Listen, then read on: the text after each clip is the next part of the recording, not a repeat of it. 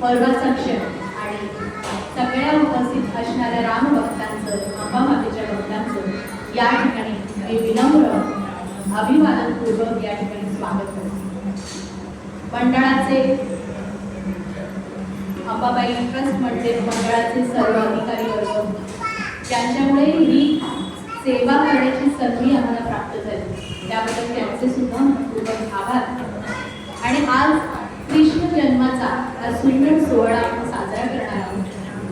त्यासाठी सर्व भक्तांनी अगदी तल्लीन होऊन केंद्रामध्ये सहभागी व्हा आणि छान अशा या सोहळ्यासाठी तुमचा आणि माझा आनंद याचा एकरूप होऊ देत आणि तो गगनामध्ये मावू देत अशी विनंती करून आजच्या या सेवेला आपण सुरुवात करू. आजच्या सेवेला घेतलेला अभंग आहे त्यात रामजन्म आहे, मुखातून कृष्ण जन्म.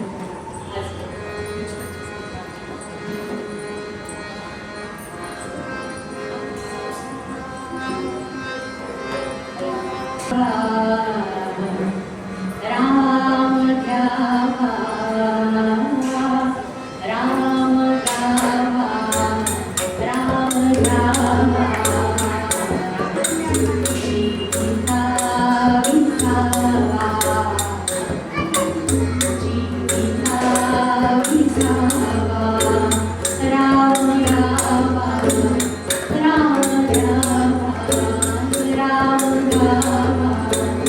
राम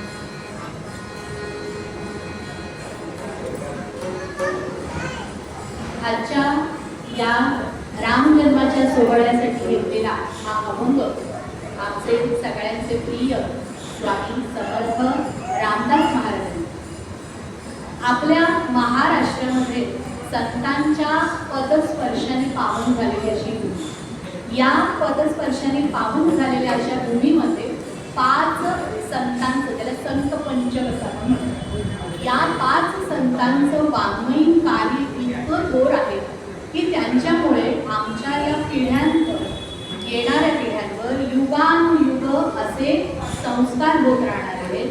अशाच या 5 संत पंचकांमध्ये येतात असे ज्ञानेश्वर, जगद्गुरु संत तुकाराम महाराज, शांती ब्रह्म एकनाथ महाराज आणि ज्यांच्या कीर्तनामध्ये अक्षरशः स्वतःचं भान अर्पून हा विठ्ठल नाचतो ते नामदेव महाराज, आणि ज्यांनी मन, मनगट आणि मेंदू कशा प्रकारे उत्कर्ष त्याचा करायचा आणि त्याला या रामभक्तीची, त्याचबरोबर हनुमंत भक्तीची आणि आई भगवतीच्या भक्तीची जोड देणारे असे आमचे समर्थ राम.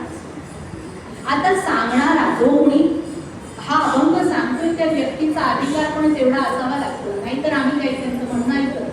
मग अधिकार काय आहे? 1100 पेक्षाही जास्त मठांची स्थापना पूर्ण भारतभर केली, 11 मारुतींची स्थापना आणि कितीतरी गावांमधून आई भगवतीच्या मंदिरांची स्थापना. अशा या तपोपूत महाज्ञानी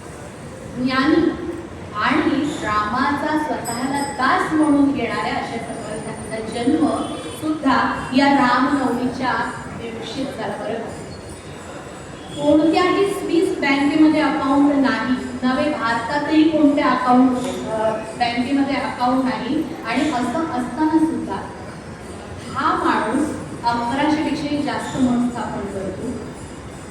म्हणजे खरंच किती कौतुकाची गोष्ट आहे. आणि इतकं भव्य दिव्य साम्राज्य निर्माण करून सुद्धा आजही, म्हणजे समर्थांच्या गेल्यानंतरही आज तगायत समर्थांचं गुणगान आमचे संत, आमचे कीर्तनकार, आमचे प्रवचनकार गातच आहेत. अशी भव्य ग्रंथसंपदा यांनी निर्माण केली. त्यांचा अधिकार काय सांगावा? आमचे आर्यकार म्हणतात, काम जये रघुवीर प्रेमी,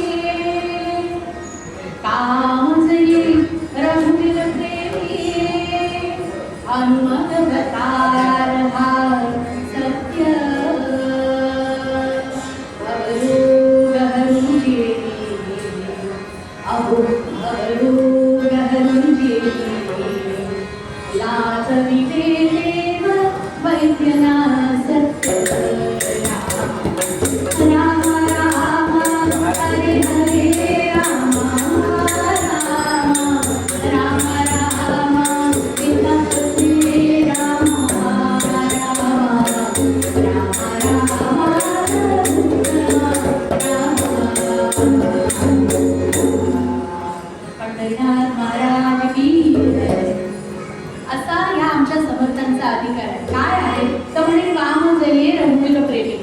आपल्या सगळ्या कामांना, आपल्या सगळ्या भावभावनांना, वासनांना या रघुवीराच्या भक्तीने ज्यांनी काय केलेलं आहे, पूर्णपणे आपल्या ताब्यात घेतलेले आहे.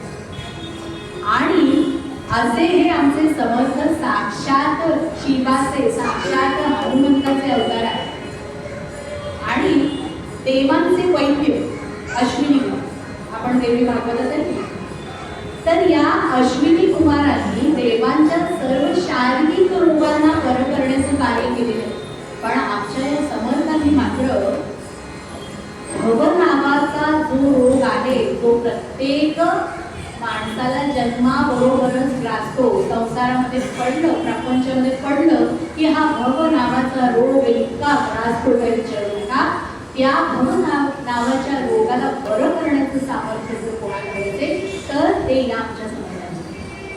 आणि हे सगळं कशामुळे, एवढं ऐश्वर्य निर्माण केले, एवढे मठ स्थापन केले, एवढी ग्रंथसंपदा आपल्यासाठी. अहो त्यांच्या दास बोधाला तर अक्षरशः परदेशामध्ये सुद्धा मॅनेजमेंट गुरु हा अधिकार देण्यात आलेला आहे.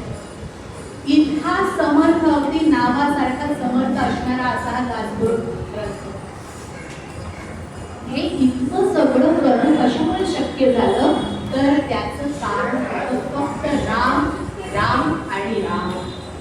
या समर्थांनी कशाची प्राप्ती केली, तर रामाची प्राप्ती केली. आम्ही मंदिरांमधून जातो, भगवंताच्या पुढे काय मागतो, वेगळं काही सांगायला नको. देवा माझ्या मुलीचे लग्न जमू दे, देवा माझ्या मुलाचं लग्न जमू दे, देवा मला मुलबाळ होऊ दे, देवा माझी अमुक अडचण दूर कर, तमुक अडचण दूर कर. एकदा गंमत अशी झाली की एका तुरुंगामध्ये, आता काय असतं, तुरुंगामध्ये आलेले कैदी बऱ्याचदा त्यांच्या आचरणानुसार त्यांच्यावर व्यवस्थित लक्ष ठेवलं जातं की खरोखर काही सज्जन माणसं ही गोट्यात येऊन अडकलेली आहे, त्यांना ते तुरुंगामध्ये फसलेली आहे. मग त्यांच्या चांगल्या वर्तनामुळे त्यांना बऱ्याचदा काय होतं, तर या शिक्षेमध्ये माफी होते. मग असे ते 15 ऑगस्ट किंवा 26 जानेवारी असे राष्ट्रीय सण असतात, त्यावेळेला कोणीतरी अधिकारी व्यक्ती त्या ठिकाणी येते आणि यांची शिक्षा माफ. एकदा असंच एका तुरुंगामध्ये आमचे राष्ट्रपती गेलेले होते. 15 ऑगस्टचा सण होता, ध्वजाचं आरोहण झालं, भाषण झालं, सगळा सोहळा व्यवस्थित पार पडला. आणि आमच्या तिकडच्या पोलीस अधिकाऱ्यांना या महापौराने विचारलं की तुमच्याकडे असे काही कैदी आहेत का की खरोखर ते माफीच्या लायकीचे आहेत, तर त्यांना बोलवा, आपण बोलूया त्यांच्याशी. आता या कैद्यांना बोलवण्यात आलं, काही 4-5 जण होते, समोर बोलवलं, बसवलं आणि म्हणे तुमचं वर्तन छान आहे, तुमचे अधिकारी खूप कौतुक करते, सांगा बरं आज मी खुश आहे, तुम्हाला काय हवं ते सांगा, तुमची सगळी इच्छा मी पूर्ण करते. आता या कैद्यांनी आपसामध्ये थोडीशी चर्चा केली आणि सगळ्यांनी म्हणून सांगितलं, महाराज इथे भरपूर मच्छर आहे, एखादी कॉईल लावता आली तर बघा रात्रीच्या वेळी. म्हणे ठीक आहे, अहो थंडी फार वाजते, रात्रीच्या वेळेला घेण्यासाठी आम्हाला जर ब्लँकेट दिले तर किती बरं. म्हणे हरकत नाही, करतो. रोज एकच भाकरी मिळते, जरा थोडीशी भुकेसारखी दुसरी खावीशी वाटते, ती जर मिळाली तर बरं होईल. म्हणे हरकत नाही. सगळ्या अटी मान्य केल्या आणि मान्य केल्यानंतर महापौर हसायला लागले. अहो म्हणे आज मी तुम्हाला मुक्ती देणार होते आणि तुम्ही माझ्याकडे या सगळ्या प्रपंचातल्या गोष्टी मागितल्या. असं आमचा हा राम आम्हाला मुक्ती द्यायला तिकडे बसलेला आहे आणि आम्ही पुन्हा पुन्हा पुन्हा त्या प्रपंचातच अडकण्याच्या गोष्टी करत असतो. बोला राजा रामचंद्र भगवान की. आता रामालाच का निवडलं आमच्या समर्थांनी भगवत भक्ती करण्यासाठी, तर रामाचं आचरण हे अत्यंत महत्त्वाचं. प्रत्येक धर्मात्म्याचा जन्म किंवा भगवंत ज्या वेळेला अवतारित होतो त्या वेळेला एक विशिष्ट कार्य त्याला प्रस्थापित करायचं असतं. बऱ्याचदा आमच्या रामांच्या बद्दल अनेक लोकांना तक्रार असते की आमच्या या रामांनी त्या लोकांचं ऐकलं आणि आपल्या पत्नीला सोडलं, आपल्या मुलाबाळांची काही काळजी केली. पण हा धर्माचा अवतार, धर्माचं पुनरुत्पादन, परित्राणाय साधूनां विनाशाय च दुष्कृतां धर्म संस्थापनार्थाय संभवामि युगे युगे. पंढरीनाथ महाराज की. हा धर्माच्या अवताराचं कार्य काय होतं? पहिलं तर कार्य होतं सज्जनांचं रक्षण करायचं होतं. दुर्जन म्हणजे रावण मारता होता, रावणासोबत त्याची बहीण आणि इतरही खर, दूषण वगैरे वगैरे, कुंभकर्ण असे अनेक राक्षस त्यावेळेला भूतलावरील देव लोकातील ऋषी मुनींना, देवांना सगळ्यांना त्रास द्यायचं काम करत होते. अशा वेळी आमच्या या सगळ्या लोकांनी ब्रह्मदेवांकडे धाव घेतली आणि ब्रह्मदेव म्हणाले आपण विष्णूकडे. सगळी मंडळी विष्णूकडे आली आणि विष्णू म्हणाले यावर एकच उपाय आहे, तो म्हणजे परम भगवत. सगळ्यांनी मिळून त्या अंबेचं स्तवन गायलं आणि अंबेने त्या ठिकाणी दर्शन दिलं. बोला अंबा माता की. अंबा म्हणाली चिंता करू नका, या भूतलावर या आमच्या विष्णूंना पुढे रामाचा अवतार घेऊन यावं लागणार आहे आणि त्यांना कार्य करण्यासाठी सीतेच्या स्वरूपामध्ये मी स्वतः येणार. मग त्यावेळेला तुम्ही सर्व मंडळी वेगवेगळी रूपं घेऊन त्या ठिकाणी या भगवत कार्यामध्ये समाविष्ट व्हा आणि तेव्हा या रावणासह मारलेल्या सर्व राक्षसांचा काय होणार आहे? नाश. आता रामाचं कार्य होतं त्या ठिकाणी या राक्षसांचा म्हणजे दुर्जनांचा नाश करायचा. आणि तिसरं अत्यंत महत्वाचं कार्य म्हणजे धर्माला ग्लानी येते. आता धर्माला ग्लानी येते म्हणजे काय? तर धर्म विसरून जातात. जेव्हा मनाचा स्वैराचार वाढतो, चंबळवादपणा वाढतो, माणसांना आपण काय करावं, कसं वागावं, काय करू नये या सगळ्या गोष्टी कळेनाशा होतात.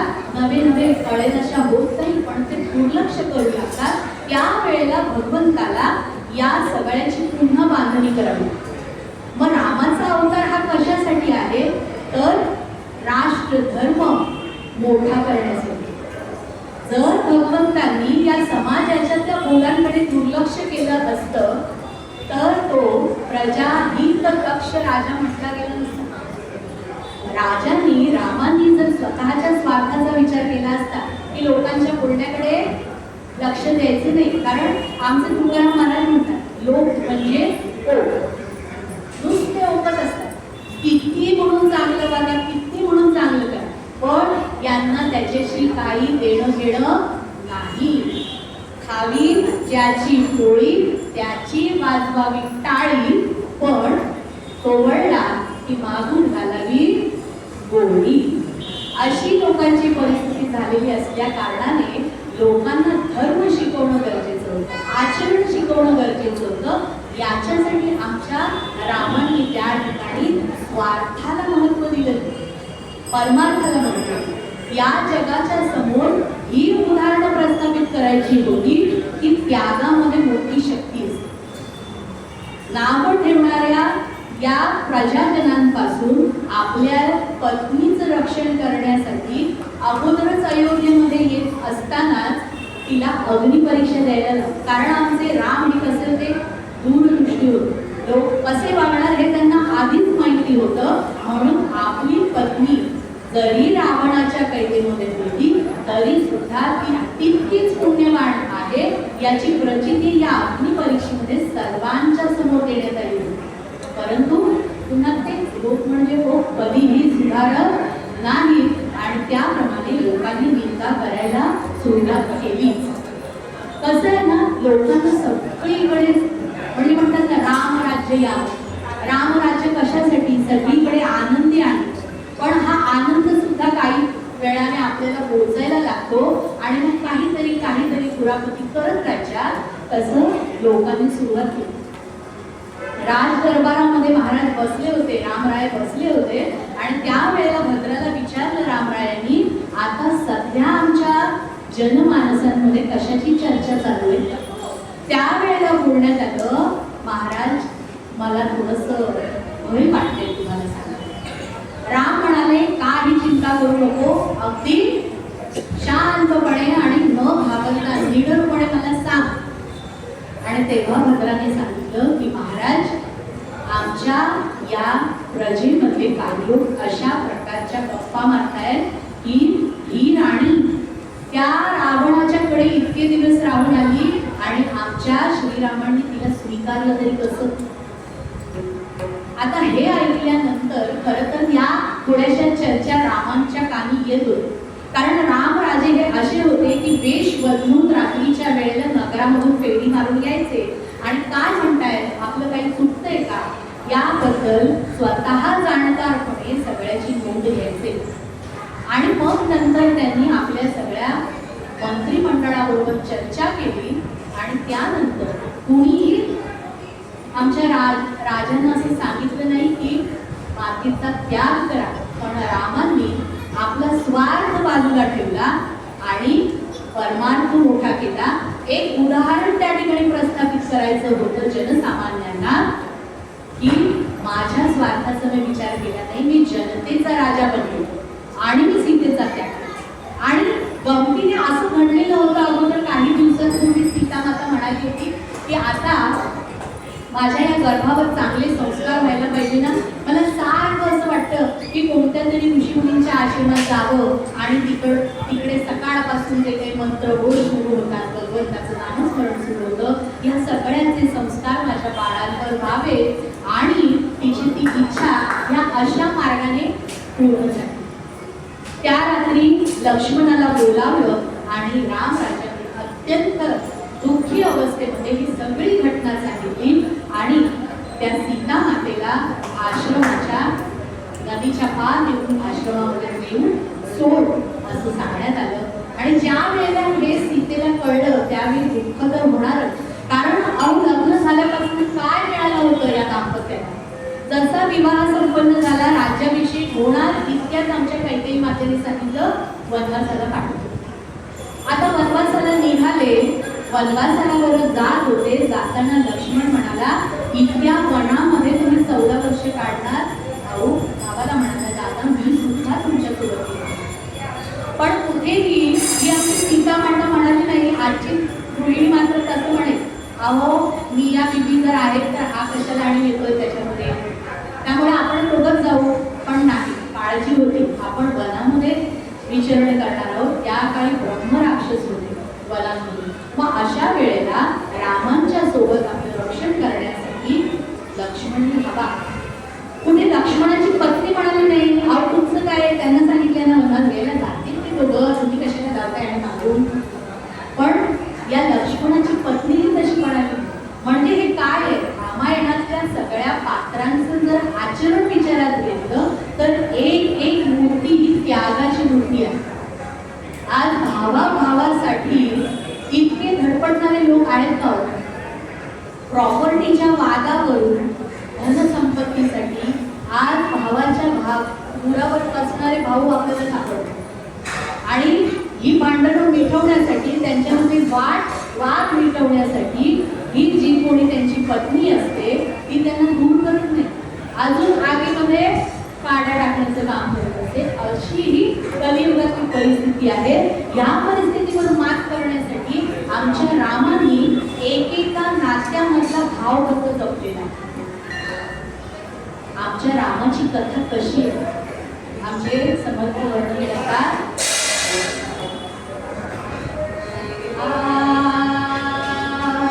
राघवाची कथा पतित पावन, राघवाची कथा पतित पावन, राघवाची कथा.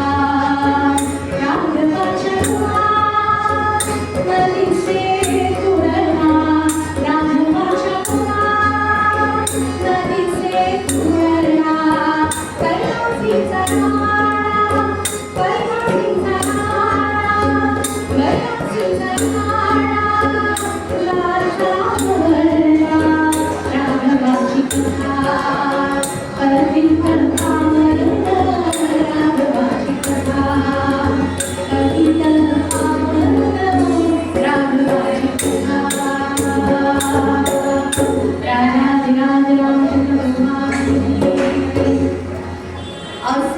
दैवी गुण आमच्या या राजांच्या मध्ये आहेत, म्हणून या राघवाच्या कथेच्या श्रवणानंतर मंथन व्हायला लागलं. आमच्या या राघवाची कथा मनोरंजनाची नाहीये तर मनोमंथनाची. ऐकल्यानंतर एकेका नात्यामध्ये किती हात्या. आपल्या वडिलांचा विचार केला. काही मातेने सांगितलं की वनामध्ये पाठवा, वनवासाला पाठवा, पण या ठिकाणी आमचे दशरथ महाराज होते म्हणे आत्ता कुठे उद्या मी याचा राज्याभिषेक करणार आहे आणि तुम्ही म्हणताय वनवासाला पाठवा. अगं कसं जमतं काही तुला असं. पण आमच्या या रामरायांनी जरा सुद्धा विचार केला नाही. राजा सत्यवचनी आहे, त्या राजाचं ते सत्य वचन जपलं कोणी? आमच्या या रामरायांनी. वडिलांच्या शब्दाला जागला आणि हा आनंदाने स्वीकारला. माता कौसल्या म्हणाली, रामा मी काही तुझ्याशिवाय जगू शकत नाही, मी सुद्धा तुझ्याबरोबर गेलो. पण आईला पत्नी धर्म सांगितला. आई, आज वडील या निर्णयाने इतके कोलमडलेले आहेत, त्यांना तुझ्या आधाराची गरज आहे. आई माझ्यासोबत वडिलांसोबत.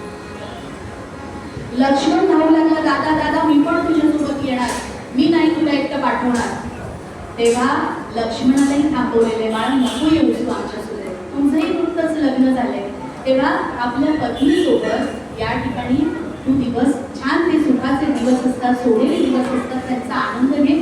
आणि या ठिकाणी वडिलांना माझ्या मागे तुझाच आधार आहे, तेव्हा तू घरी करू नकोस. पण लक्ष्मणाचं आपल्या भावावर इतकं प्रेम आहे की ऐकायलाच मागे तयार झाले. चला येता येतं चला. आणि मग लक्ष्मण आणि सीतेसह निघाले. आमच्या दशरथ महाराजांना एकूण 350 राण्या होत्या बरं. आणि या तिघी म्हणजे आपली कौसल्या, कैकेयी आणि सुमित्रा या आणखी 3 पट्ट राण्या. आता इतक्या राण्या आहेत, पण वडिलांचा इतिहास आमच्या या राजाने गिरवलेला नाही. राजपुत्र होता हो आमचा राम, पण कधी चंगळवाद नाही. न्यायाने वागले, धर्मानुसारण केले, धर्माने ज्याप्रमाणे सांगितले तसं आचरण केले, वेद विद्या घेतल्या. अगदी जेव्हा आमची मुलं 16वा वर्ष डोक्यातून म्हणून त्यांचे पाय लटपटत असतात, चंचल मन इकडे तिकडे उडत असतं, त्या वयामध्ये आमचा हा राम राजा काय करत होता? आमच्या विश्वामित्रांबरोबर त्यांच्या यज्ञांचं संरक्षण करण्यासाठी कितीतरी राक्षसांना त्या ठिकाणी मारत होता, त्यांचा विध्वंस करत होता. असा हा 16व्या वर्षातला आमचा तरुण राजा कुठेही तारुण्यामध्ये देखील चुकलेला नाही. वडिलांनी इतक्या पत्नी केल्या म्हणून आपल्यालाही ते करण्याचा अधिकार त्याने दाखवला नाही. एक पत्नी व्रत अगदी मरेपर्यंत सांभाळलं. जेव्हा पत्नीचा त्याग केला गेला की या लोकांच्या सांगण्यावरून जनसामान्यांनी जे सांगितलं, तेव्हा त्यानंतर आमच्या राजांनी अश्वमेध यज्ञ केला. या यज्ञामध्ये बसताना सोबत पत्नी बसावी लागते. पण म्हणून काही आमच्या राजांनी दुसरं लग्न केलं नाही. आमच्या रामांनी या सीता मातेची प्रतिकृती म्हणून सोन्याची मूर्ती बनवली आणि तिला सोबत घेऊन हा यज्ञ पूर्ण केलेला आहे. इतका तपस्वी असणारा हा राजा इतका मर्यादा पुरुषोत्तम का म्हटलं जातं? कारण हे गुण त्यांच्या अंगी आहे. भावाच्या बद्दल असणारी प्रीती की जेव्हा वनवासामध्ये होते, भरत भेटायला आला, भरताने राज्यकारभार करण्यासाठी नकार दिला, त्यावेळेला त्याला समजावले की असं करू नकोस, राज्य सांभाळणं हे माझ्या मागे तुझी जबाबदारी आहे, तू राज्यकारभार सांभाळ. पण त्यावेळेला भरताने सुद्धा त्याच्या पाठुका घेऊन त्या राजगादीवर प्रस्थापित केल्या आणि पुढे राज्यकारभार सांभाळला. राम हे कृतज्ञ होते. ज्यांनी ज्यांनी म्हणून आपल्यावर उपकार केले ना, त्या सगळ्यांच्या बद्दल त्यांच्या मनामध्ये परम प्रीती होती. जेवढ्या वानरांनी मदत केली की नाही सीता मातेला सोडवण्यासाठी, सगळ्यांना बोलवून त्यांचा सत्कार केलेला आहे. कुणाला काय तर कुणाला काय देऊ, या सगळ्यांचा आदर सत्कार केला, स्वागत केलं. आणि असे हे रामराय ज्या वेळेला या वनवासासाठी निघाले, त्यावेळेला नदी पार करण्यासाठी एक नावाडी त्यांना भेटला होता. या नावाड्याची आई ही रामांची करून बघतो. तिला खूप आवडायचा राम राजा म्हणजे आदर्श राजा, याचं दर्शन घ्यावं, याने आपल्या घरी यावं. आणि तिने ही इच्छा प्रकट केली होती की कधीतरी राम जर बाळा तुला भेटले ना तर त्यांना आपल्या घरी घेऊन ये, माझ्या हाताने त्यांना स्वयंपाक करून मला वाढायचे. पण राम म्हणाले की आता मी वनवासाला चालू आहे, पण तुझ्या आईची इच्छा मी नक्की पूर्ण करेन. आणि त्यावेळेला जेव्हा वनवासातून रामराया परत आले तेव्हा त्या नावाड्याच्या आईला भेटण्यासाठी गेले आणि तिच्या मनात ही इच्छा पूर्ण केली. रामराय कसे आहे? रामांसाठी ज्या वेळेला अवतार समाप्ती झाली की नाही, त्या रामांबरोबर लक्ष्मणाने सुद्धा स्वतःचा देह संपवला, त्याच्याबरोबर सुग्रीवाने सुद्धा स्वतःचा अवतार त्या शरयू नदीमध्ये संपवलेला. रामरायाला मदत करणारा जटायू पक्षी, त्याने स्वतःचा त्या ठिकाणी जीव गमावला, पण त्याच्याप्रती आमच्या या रामरायांना इतकी मनामध्ये कृतज्ञता, त्याचं सगळं क्रियाकर्म सगळे संस्कार रामरायांनी स्वतः केलेले. प्रत्येकाबद्दल ही जी कृतज्ञता मनामध्ये आहे ती क्वचितच एखाद्या राजाच्या अंगी असते. बरं, राम हे जसे मनाने सुकुमार होते ना, तसेच ते रणांगणावर रणकर्कश राम राम, ज्या वेळेला रणांगणावर उतरायचे ना त्या वेळेला एकेकाच्या अंगामध्ये असा थरकाप उडायचा सांगू की या रणांगणावर जणू काही काळ उतरलेला आहे. आणि त्या वेळेला जेवढे म्हणून या ठिकाणी या रामरायांच्या समोर शत्रू उभे राहायचे त्या सगळ्यांचा निपात आमच्या रामरायांनी केलेला आहे. म्हणजे रामराय जोपर्यंत शांत आहे तोपर्यंत शांत महासागर आहे, पण खवळला की त्या कर्दन काळासारखे आहे. तर असे हे रामराय किती गुणांचं वर्णन करावं, कदाचित वेळच कमी पडेल, पण रामरायांचं गुणवर्णन काही थांबवता येणार नाही. त्यामुळे आचरण करावं तरी ह्या रामासारखं. आमच्या वारकरी संप्रदायामध्ये हा गजर नेहमी केला जातो. बोला, राम कृष्ण हरी जय जय राम कृष्ण हरी, राम कृष्ण हरी जय जय राम कृष्ण हरी, राम कृष्ण हरी जय जय राम कृष्ण हरी, राम कृष्ण हरी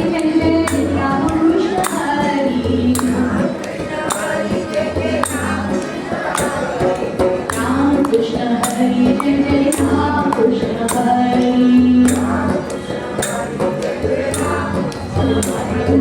राम कृष्ण हरी जय जय राम कृष्ण